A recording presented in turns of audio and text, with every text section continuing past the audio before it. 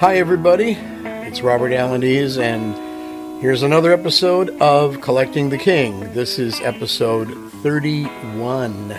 We're going to take a look back at the past 30-something years that we were down in Memphis during Elvis week, doing our convention or somebody else's convention. And not too long ago, we did an episode where I featured video footage of the conventions we did for Elvis's birthday. And it seems like a lot of people really like that. We got a lot of good positive response from that in comments.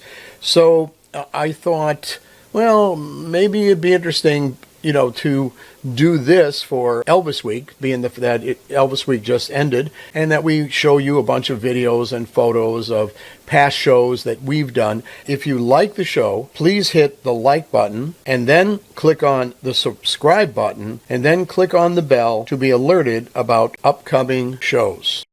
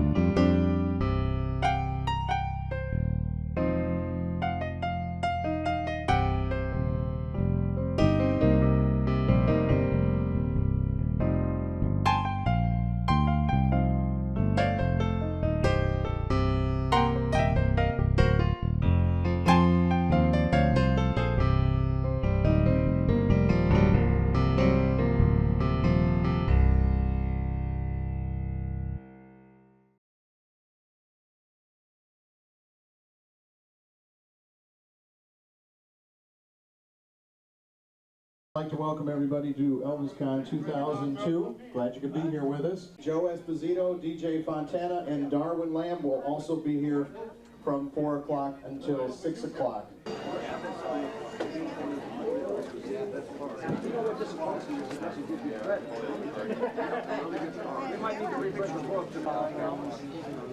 Who doesn't, though? Hoping that I like Elvis better than Jerry Lee, so that's why it's here. No, just wonder why. Well, other people are at the same time. It's the same here, man. I agree with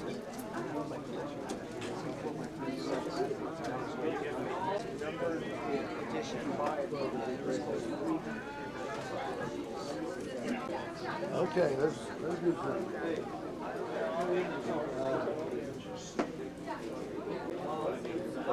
Say hello.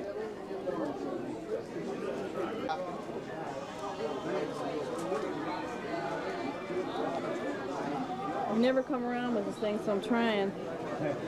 Trying to record a little bit.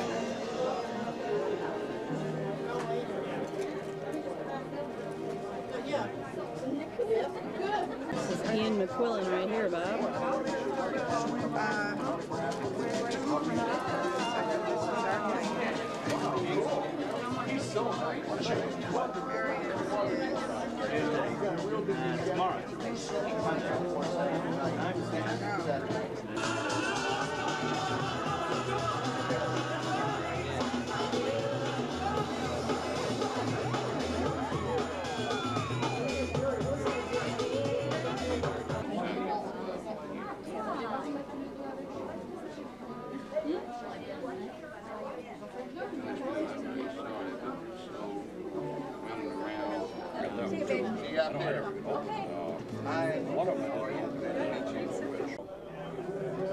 Hat. Oh yeah. Sexy hat.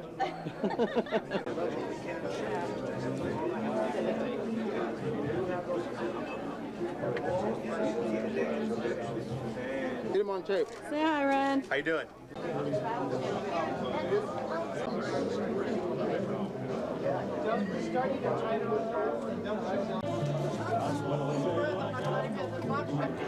Elvis is here. It is, oh, what's the day? Today is Tuesday, August 13th. Hey, Al. Just promise me. Okay, Elvis Super Dance, a living in lovely color, wonderful outdoor and sing this concert. Long cherish it, the sounds and focus and organize it to that. Yeah, to the back. Tantalize in Texas tan and yellow rose gold, maybe blue weather with an open second dimension. One to the customer, and then you want more. Man, you got that memorized, don't you? Thank you.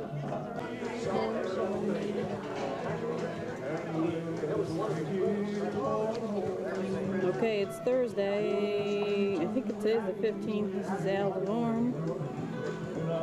Back here. Say hello, Al. Hey, there you are. What do you say, Jim? I say you're beautiful, Oh, thank you. and I love you. But don't show this to my What are you doing down there, Gary? tired. I'm resting. Hey, Carol. Carol, I No. do this show, What? go get something to eat, and then I go back to my room and go right to sleep so I can be here tomorrow morning for all those hours. Oh. Now you really expect me to believe that? It's the truth. Unfortunately, I live a very boring life. I go back to my room and look at all my Elvis records. Oh, Look what I got. Sell that thing.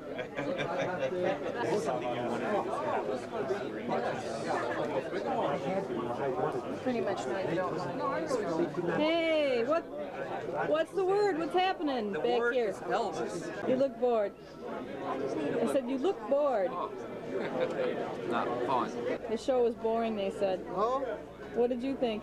I don't know, because on my group there was only one person who came with me. Oh, I okay. don't know why they can say so. All right. They don't want to pay $25 for that. And last but certainly not least, Mr. Osborne. Often last, but rarely least.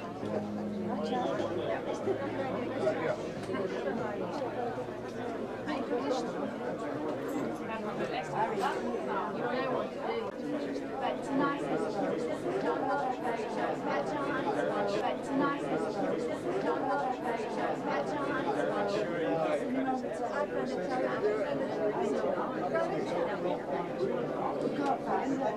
They've been out stopping in us all day. I've been so busy with them. I've kind of been concentrating on it.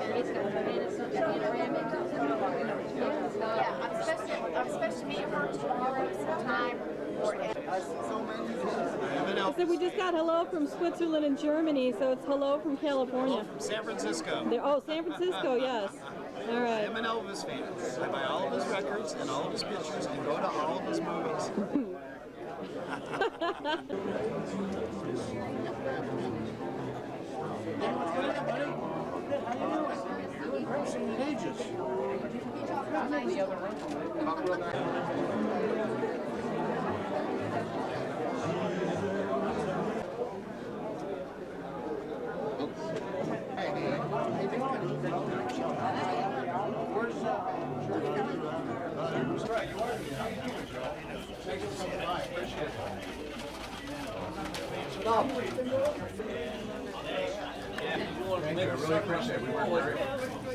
Very rare photos. Oh, yes, very much. I still think Elvis and Jesus were brothers. I don't care what they say. You have your faith, and I have mine. Right, you are. How you doing, Joe? Thank you so much. Appreciate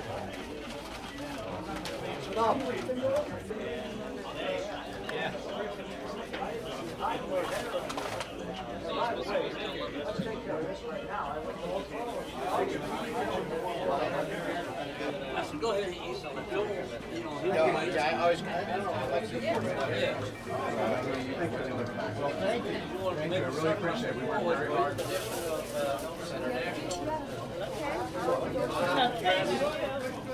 Very rare photos. Oh, yes, very much. We've got a So Daryl, go ahead. This could be a 10, maybe. Well, what about that thing? Seal.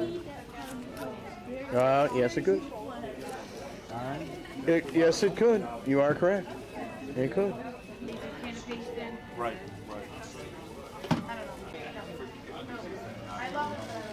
Man, look at all these pictures. 38th print on the very first, where your leader is, and you get an oddball color because you haven't wound it through to begin to roll with. Mm-hmm. And and sometimes it's like 2/3 of a very first one on the roll, and there was like about 1/3 of a negative in yellow. I just dropped that, and my wife's on tap. And there's nothing more than come up next. But I like that big one I bought, but now that's a 5x7. I'll have to find it.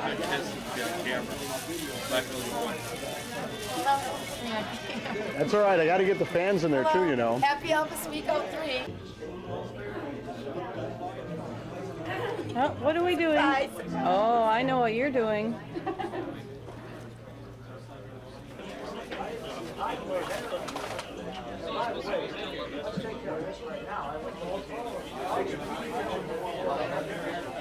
Listen, go ahead and eat. Well, thank you. I really appreciate it. Oh, yes, very much. We've got a few of the 25th anniversary from last year or something.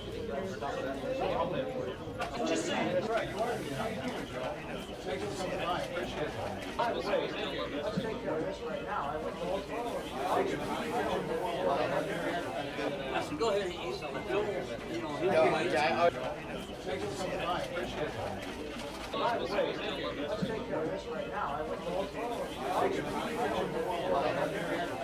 Yeah. You don't get some money to pay you. Yeah. So did you? They haven't paid yet, we gotta get travel. Okay, good. Okay.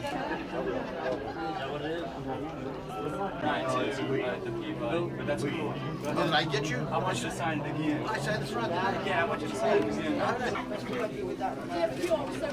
Thank you, my friend.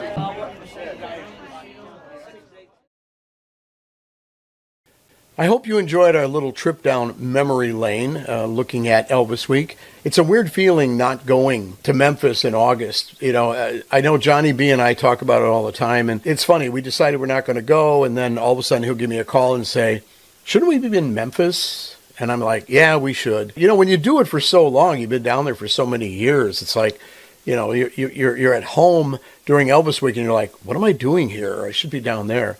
Well, obviously this year was different for me. Medical reasons wouldn't allow me to go, but it was still kind of a sad thing. I kind of miss it and everything, and we really enjoyed it when we were down there.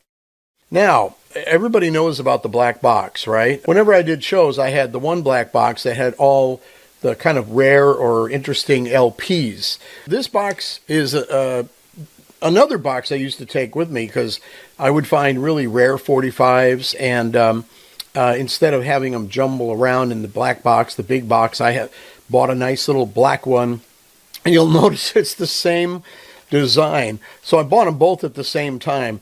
These are some things that I just recently picked up and I thought were worth showing. All right. You know, as a collector, everybody's always on the hunt. And you go to different things like flea markets and record stores, antique malls, and all kinds of stuff. And, you know, as a hunter, this is the norm, right? Well, there's this one flea market that happens once a year in the Chicago area. We found some cool things, and here's what we found. Here's the first thing. A lot of you probably already know what this is. This is perfect for parties.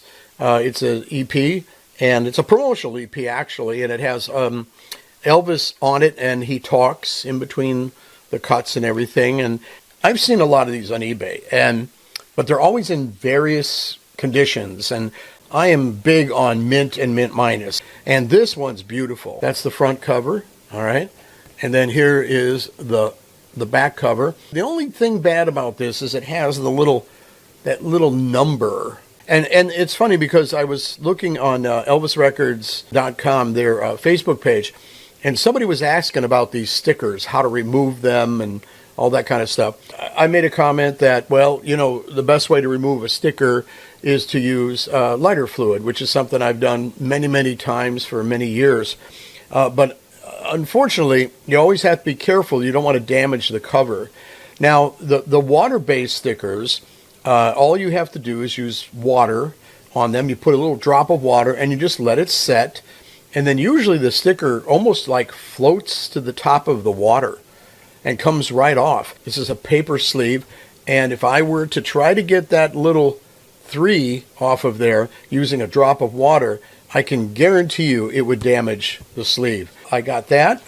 Here's the record.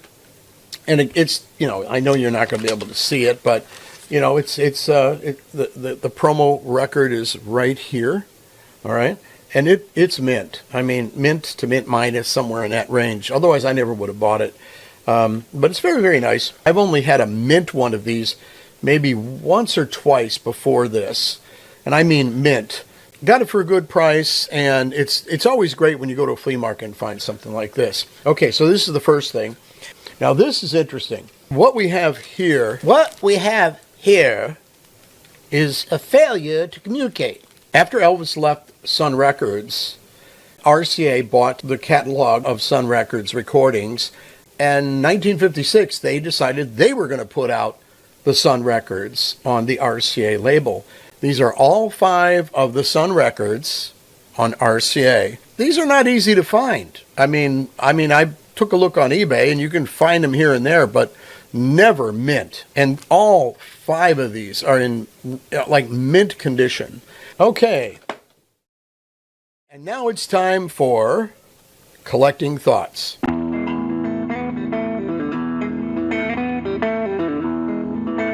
I had to correct something I said about the Best Buy series.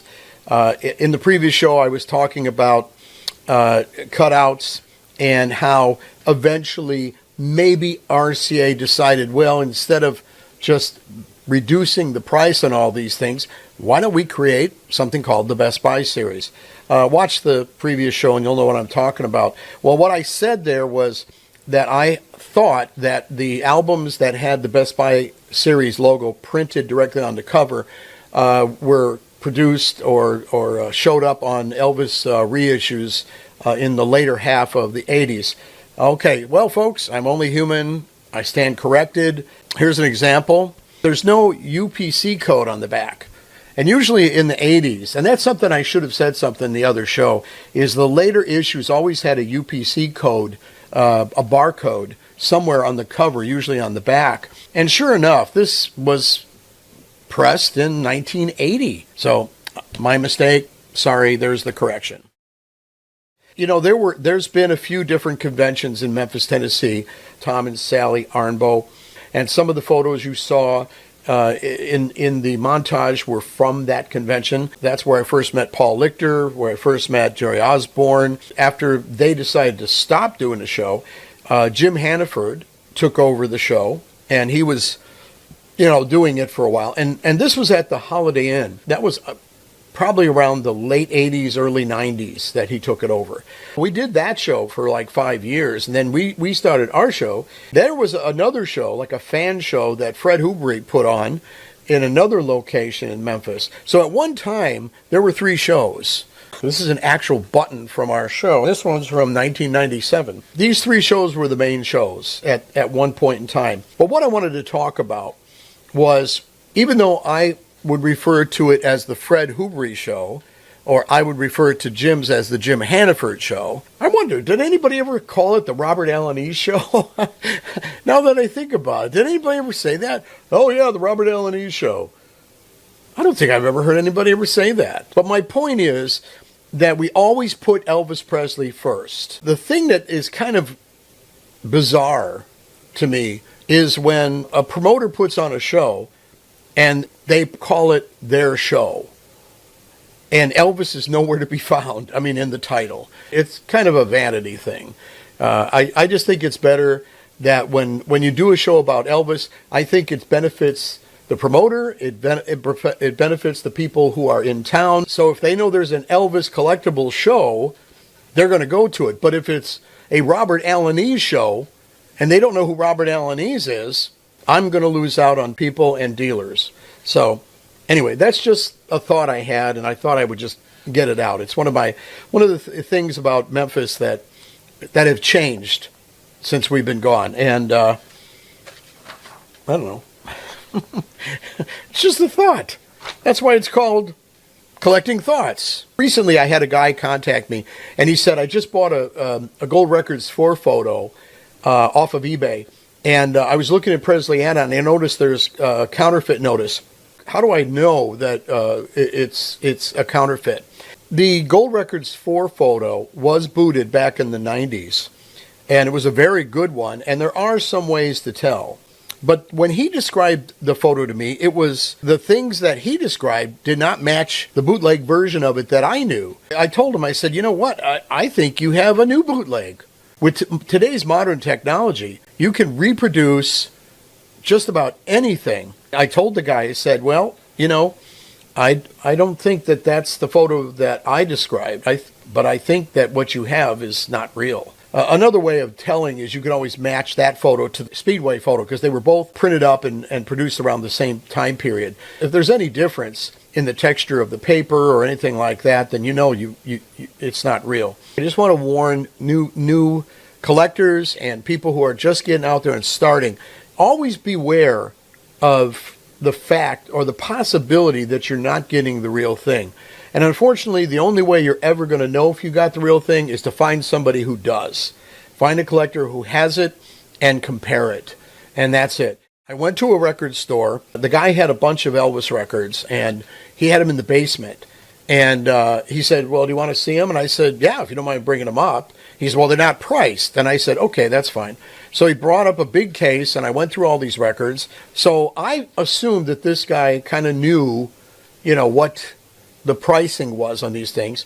And when I introduced myself, I wasn't bragging or anything. I just said I was one of the co-editors of Presleyanna, to which this younger guy looked at me like, huh? Presley what? I thought, wow, I'm surprised. This guy owns a record store? Because I mentioned Jerry Osborne's name, and he went, huh? So if I said I'm the associate editor of Presiana and I know all these prices and what they go for, how rare they are or how rare they're not, he's not going to listen to me. So he goes over to a laptop and he's typing away. And I'm standing there. And remember, I'm a customer now. And I'm standing there. And he's typing away. And he spends like 3 minutes on the first record. and then he comes up with what he thinks it is and puts it down. Same thing happens again. So 15 minutes goes by. And I said to him, excuse me, I know you're looking these up somehow. Where are you going? And he said, Discogs. And at that point in time, I only had a vague knowledge of Discogs. Why are you going there? And he said, well, I'm going to go in. I got to check out the matrix numbers, and I got to check out, the plant and all this other stuff and all this information. And he says, I'll be with you in just a little bit. And I'm thinking, well, excuse me, but I kind of know what these are worth, and I can kind of tell you and save us both a lot of time because I don't have a lot of time to spend here. Now, I just want to say I have nothing against Discogs. I have nothing against eBay, but I do have to say this. You can't use either one of those to judge what a record is worth because everybody has different conditions. A lot of people don't understand the whole condition thing. It's better that you know what exactly it is using the old standard mint minus, etc. Comic books do it where they use numbers. And they've been using that for years. And I think mint minus and everything is the way to go. That's why so many people who buy off of eBay or Discogs, and I'm guilty of it too, you end up getting stuff in the mail and you open it up and you're praying.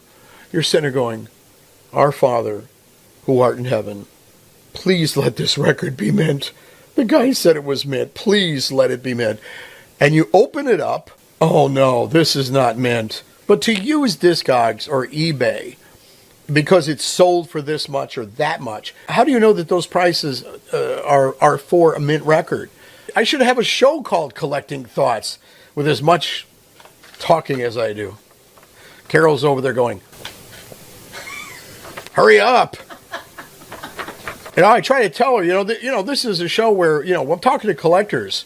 If we were sitting in a bar drinking and everything, we'd be there for hours talking about collecting. So just kind of get used to it.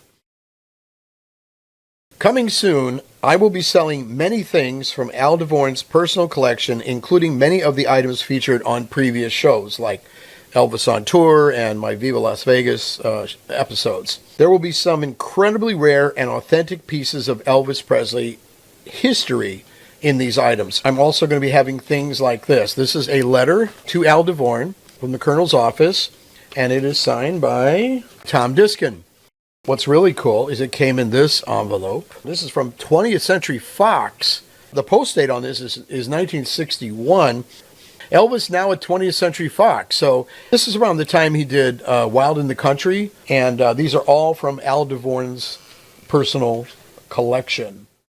We're always in the chat room whenever an episode premieres, so be sure and join us if you're keeping track of our premieres. And as always, I'd like to thank all of the viewers and the subscribers for helping us keep the show alive. There's a voice in the background. This could be a whole show by itself. You're supposed to be quiet. You're the camera person. It's your fairy godmother. It's my fairy godmother. Now be careful with that word. All right. So, folks, I am Robert Alaniz. This is the Collecting the King show. This is Nipper. Oh, and here's my new Funko Pop. This is Elvis in the Pharaoh suit. And we are all out of here.